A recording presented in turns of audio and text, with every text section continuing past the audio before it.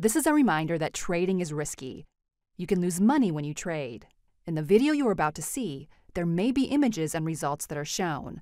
These results are hypothetical results, and they have inherent limitations. You can pause this video right now and read more carefully about these limitations. So, Rod Cassili is someone I've been immensely impressed with.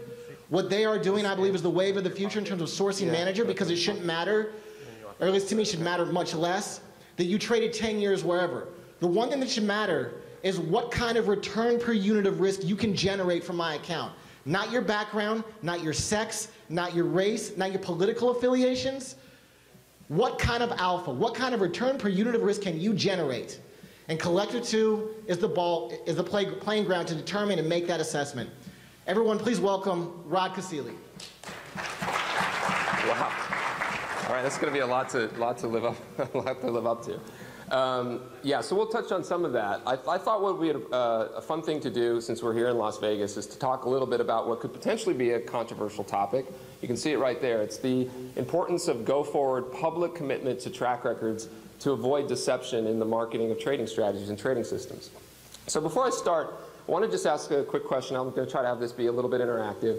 Who here has ever run a back test on any kind of software program at all? Have you ever run a back test? Okay, great. And it could be on any program, doesn't matter.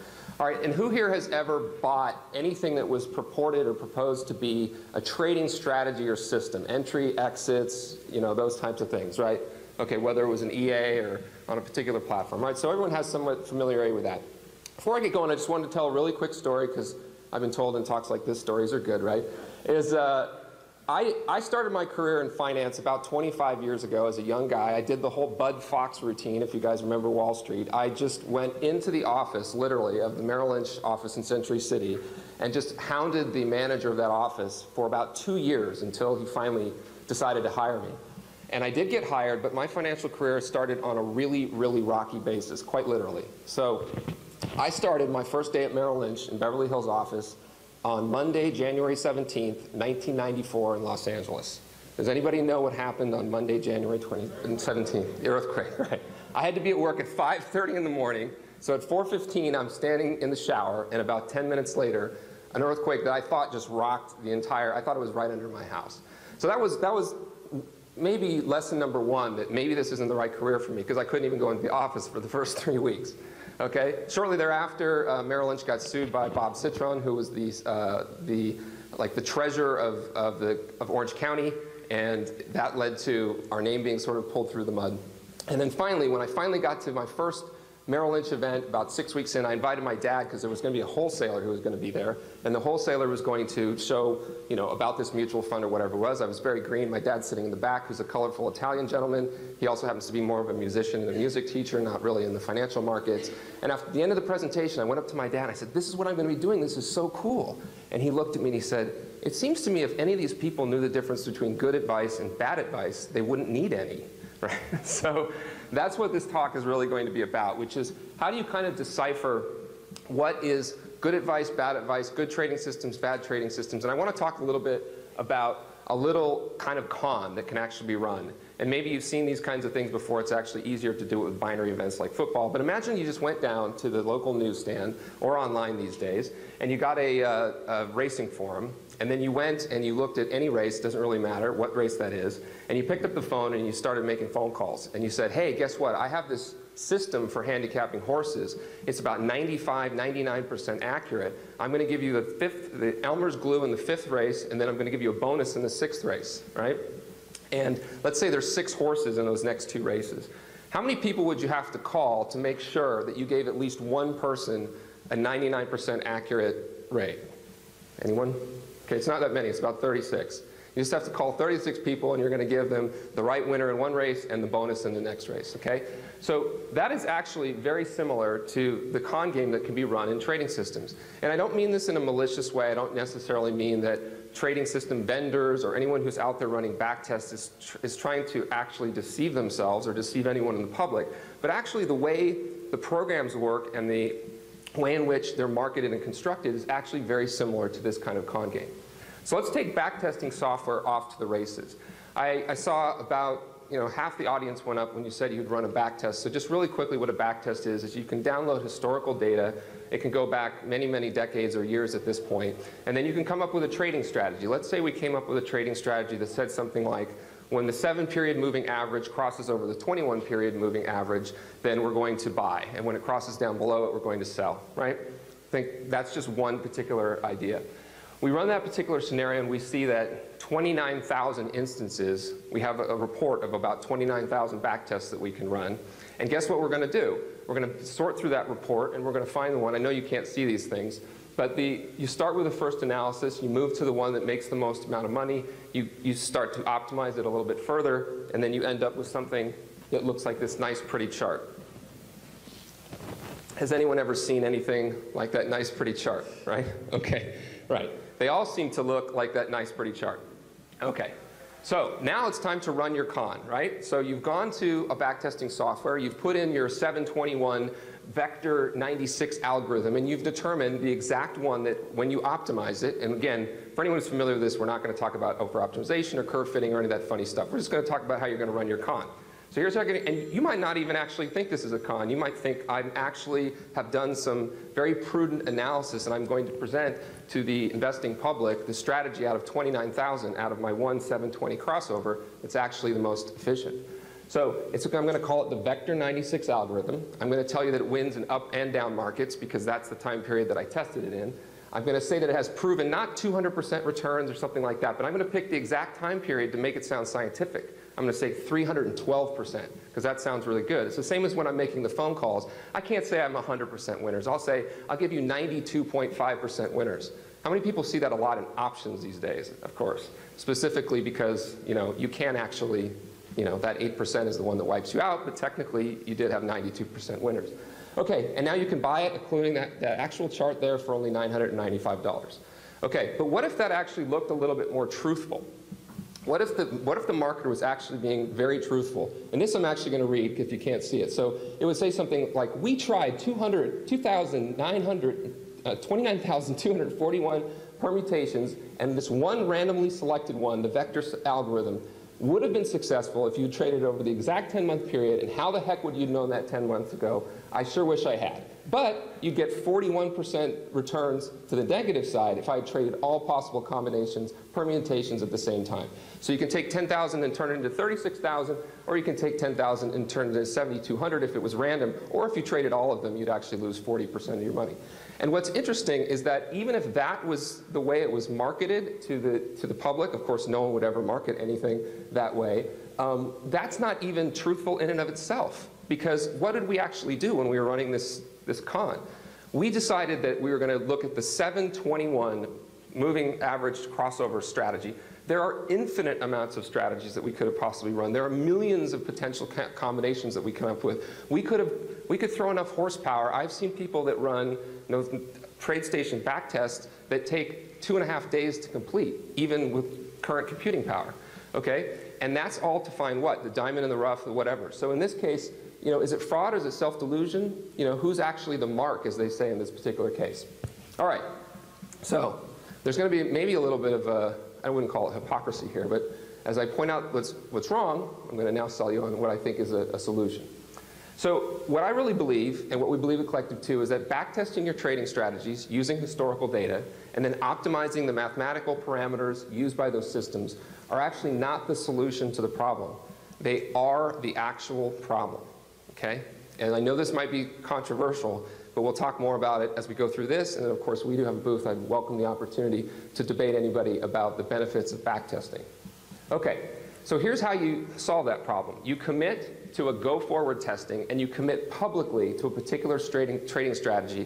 Then you stand by those results no matter what happens. Now, this might sound like a small tweak on paper trading, but the key word here is public. You commit publicly to your track record. Okay? Because there are many, many people that look at strategies, optimize them, think they're doing the right thing, then they start to paper trade them. Then as they're paper trading them, they're doing it in their own little paper account. No one's looking, so the rules are very, very subjective. Well, I wouldn't quite have taken that.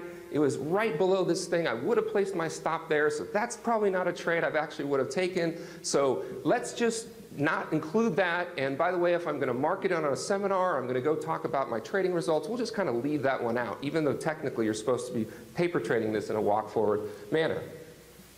So where can you actually find, as John pointed out, trading systems with walk-forward, out-of-sample public commitment? At Collective 2.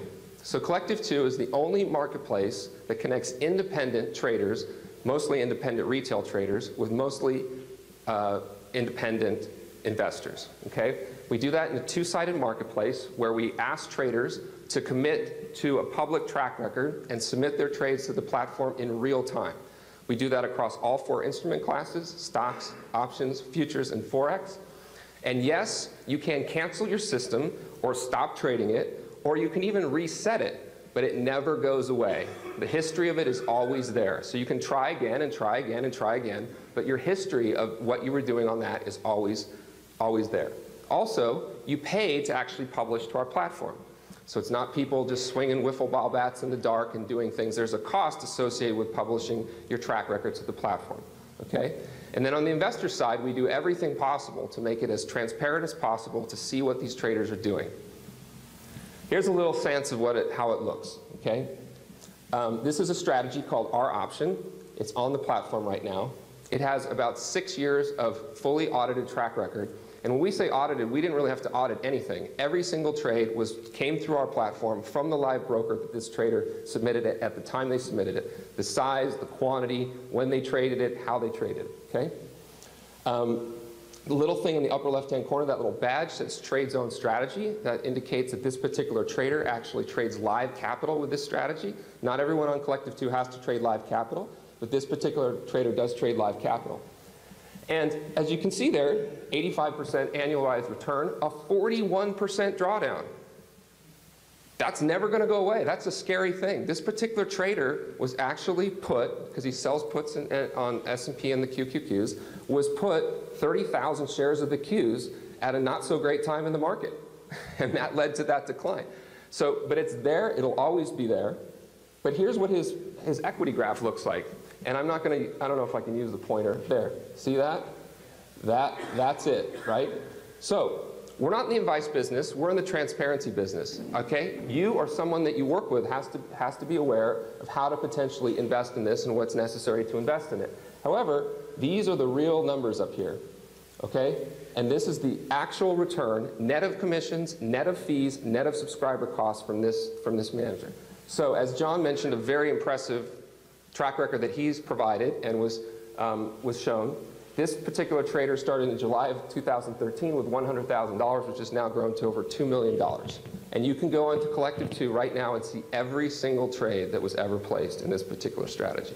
And he can never walk away from these significant drawdowns. In fact, we go out of our way to point out that we have a ton of crappy strategies on C2. That's what a marketplace is all about. Trading is really, really hard. People come up to us and say, if I have to do my elevator pitch, I live in San Francisco, so you know, VCs have the attention span of a gnat. You have to tell them in 30 seconds what you do. Of course, I'm just going to use a reference they understand. Hey, we're the Uber for trading investing, except it's way harder to trade than it is to drive someone to the airport, right? So you have to kiss a lot of toads to find those princes, but we've been at it for over a decade. And while we have a ton of crappy strategies, 55,000 strategies have been on Collective 2, there's actually some good ones and some diamonds in the rough. And it's all out of sample, walk forward, real trading. It has nothing to do with back testing, okay? So next slide. Here's an example of, whoops. Here's an example, again, I know this is hard to see. I didn't cherry pick any of this. I just took the screen from how he's trading right now. This is a great strategy for the current market regime. We started this morning, if you were here, talking about the importance of understanding market regimes when you're determining what strategies are appropriate. The challenge with that is how do you define statistically, mathematically, in any other way what regime you're in, right? It's very, very difficult. But this strategy, he makes no bones about it. He primarily sells premium on the indexes, and right now, in this type of market, this is great. So there's been one loss in this trading strategy in the last, whatever that is, month or two, okay? Now, how about this strategy? Same concept I was talking about before. It was looking good until wham. I wish I could erase that last trade, but I can't, right? So this particular trading strategy may have had subscribers, might not have had subscribers, but for the most part, we believe that people that are publishing to Collective 2 intend on trying to build a subscription base, build people that are going to follow along with their trades. So you can make a decision here. You can bail out right there, I mean the trader, or you can stick to it. And if you flash forward this particular strategy, I'd encourage you to, I'll show it to you if you come by the booth. This particular strategy has recovered and then some, right? So life in a lot of things is about timing, but the key to this whole thing is that this is like, Collective 2 is like a fashion magazine for trading strategies without airbrushing, right? That's really what we are. There's no airbrushing, right? If I could tell you the amount of times that we get things to our trade desk that's saying this trade and this liquidity and this thing, we're like, sorry, as long as we validate that the price was the price at the time, that's your trade, right? Let alone that many traders actually are submitting in live signals. Okay, so as I said before, it's trading strategies without airbrushing, right? I hope I'm the only guy in the presentation today that ends with Justin Bieber in his underwear. So that's about it. We do have a booth here. It's the first time we've ever been at the show with a booth, so I'd love you to come by, ask any questions you might have about Collective 2.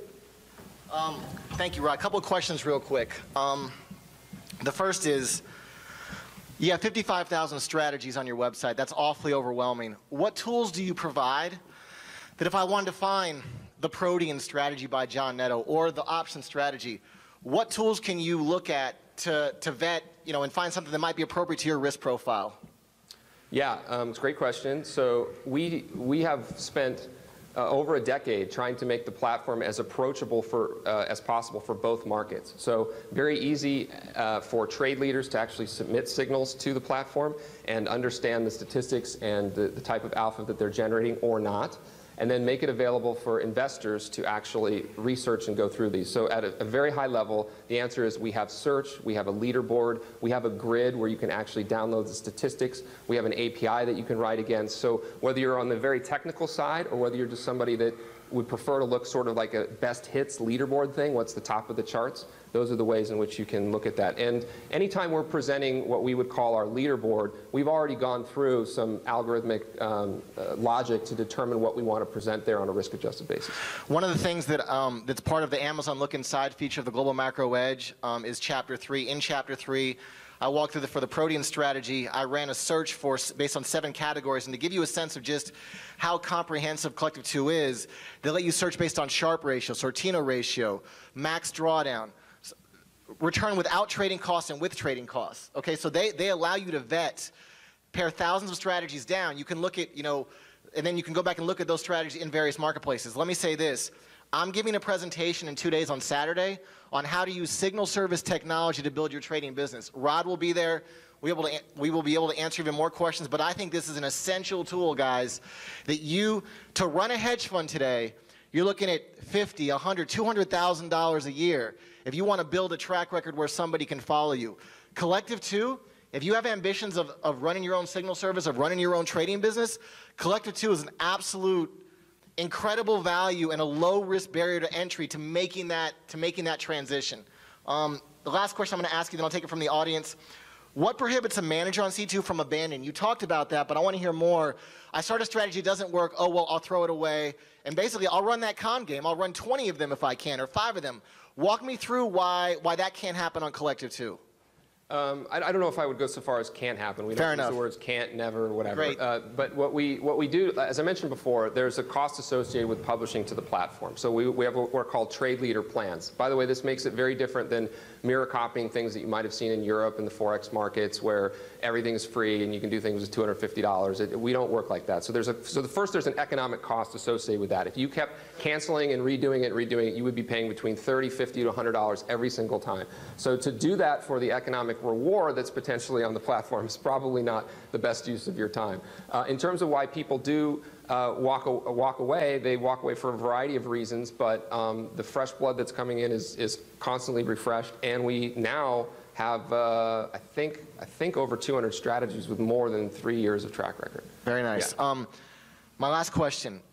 One thing that I'm doing now and did back in 2015 is I earned the Trades from Live account tab on my Protean profile. Because I trade an account at Stage 5 Trading. Anthony Giacomo's here, can talk to him about that. But what talk to me how Collector 2 harvests these signals, whether they come from a live trading account like in my case, or if they come from the interface on Collector 2, right, from a simulated perspective. So that's a great question. So the thing that we realized, I'd love to say we were the first that ever tried this, but there's certainly been social trading sites and things in the past, and I think we found the reason they failed was because they didn't make collecting the alpha or getting the signals to the platform as easy as possible for the widest range of potential traders and their styles and the tools they use.